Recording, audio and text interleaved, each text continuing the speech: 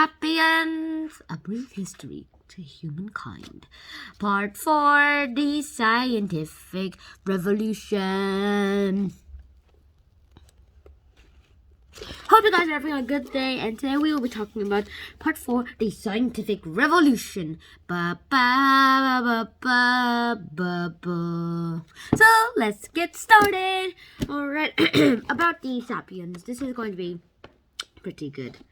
Then the Sapiens, the scientific revolution is one of the best places of all. Now here we have some things that we need to first talk about. Now this is a scientific revolution, and that will be very important in other places. Now this bomb is actually the first successful atomic bomb test. Yeah. And then World War II ended with the bombing of Nagasaki and Hiroshima. And then we decided to do a lot of science. We decided to do a scientific revolution. Okay, I am a cyborg actually. Okay, this is a secret I'll tell you guys. I don't care if you believe it or not, but tell me in the comments if you believe it or not, that I am a cyborg.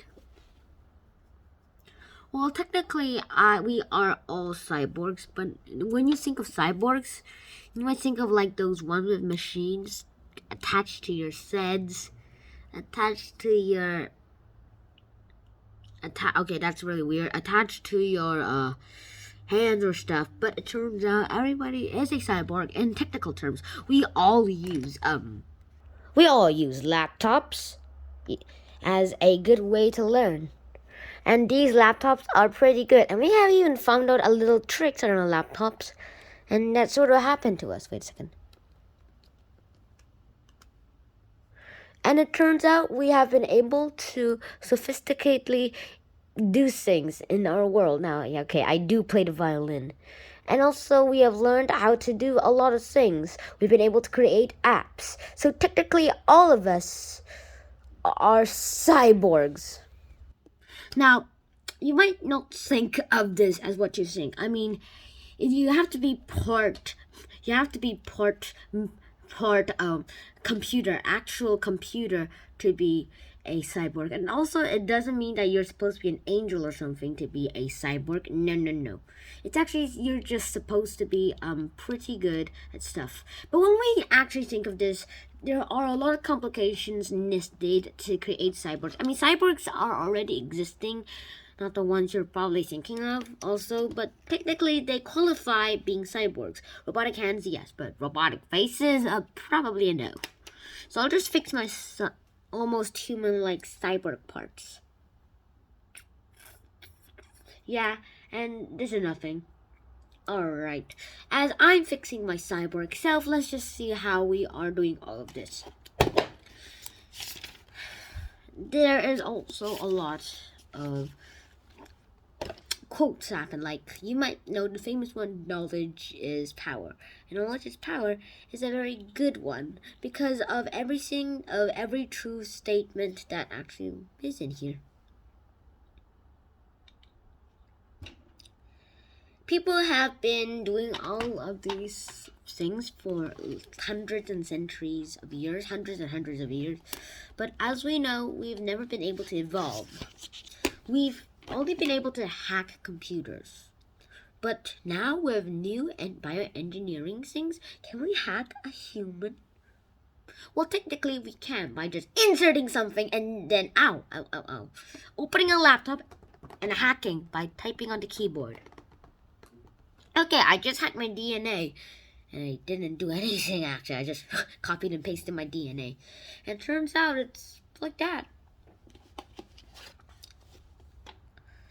And only in the 15th century, all of these inventions started happening.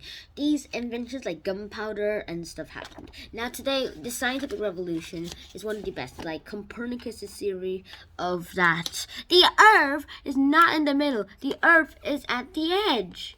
And the sun is the center of the universe, not the Earth. And he thought that it went anti-clockwise, that it rotated anti-clockwise, and that when the universe finally reaches its end, which I'll speed up for you,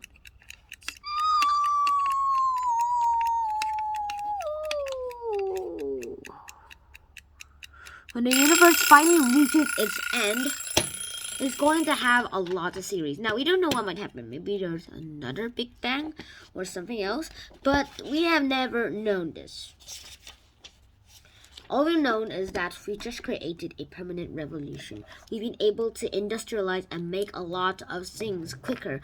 We have been able to create men better. We've been able to create books better. We've also been able to create action figures better.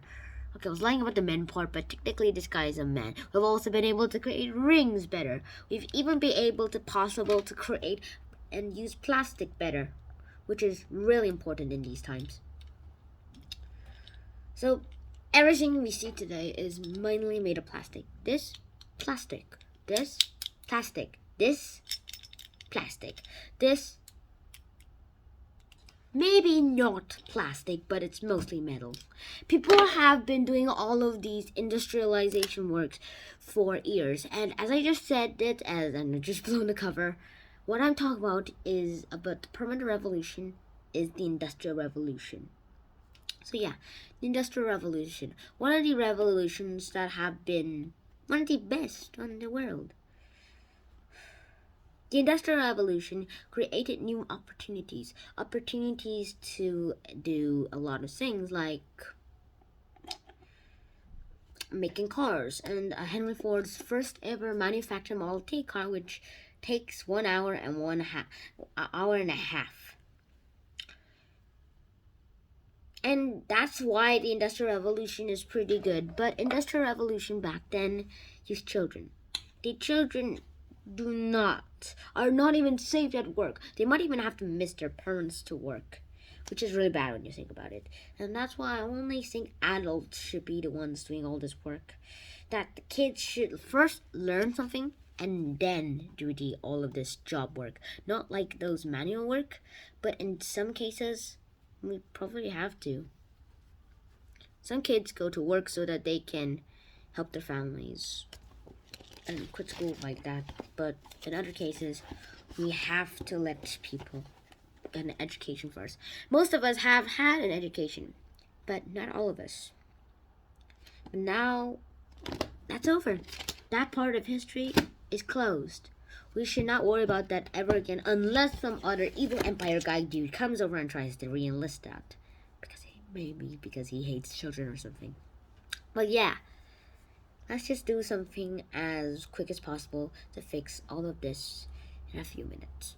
And speaking of, I remember when I told you about the way that we about hacking the humans. Well, it turns out we can create new species, at least recreate the old species.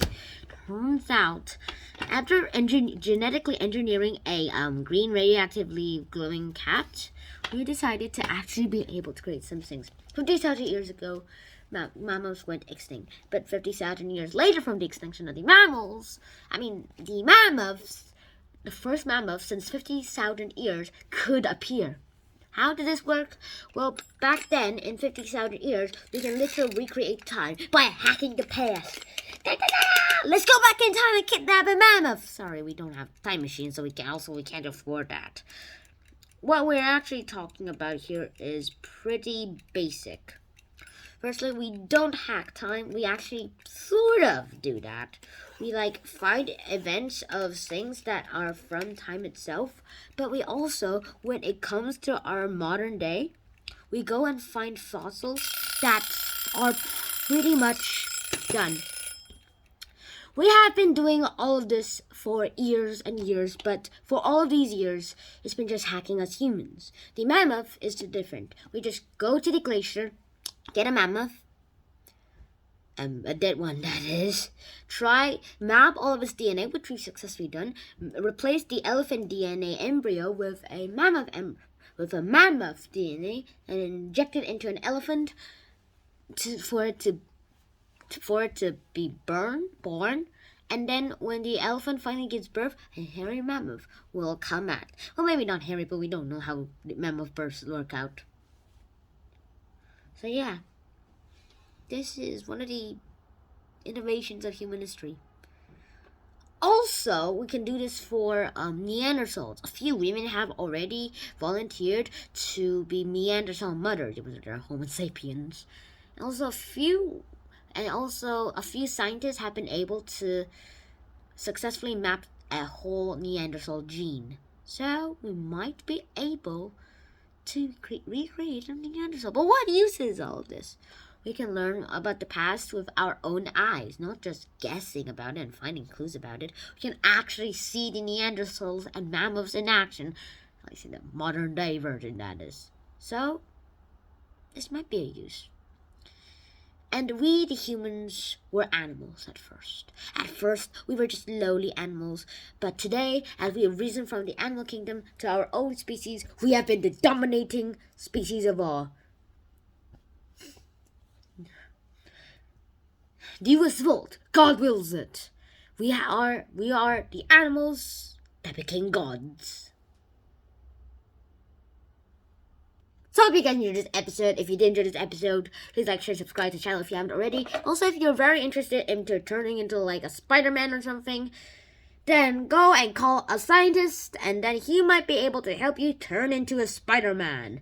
Maybe not with like the web shootings, but it would be just enough. Yeah, I'll just stop talking about this. So, see ya, Shalom out, and peace.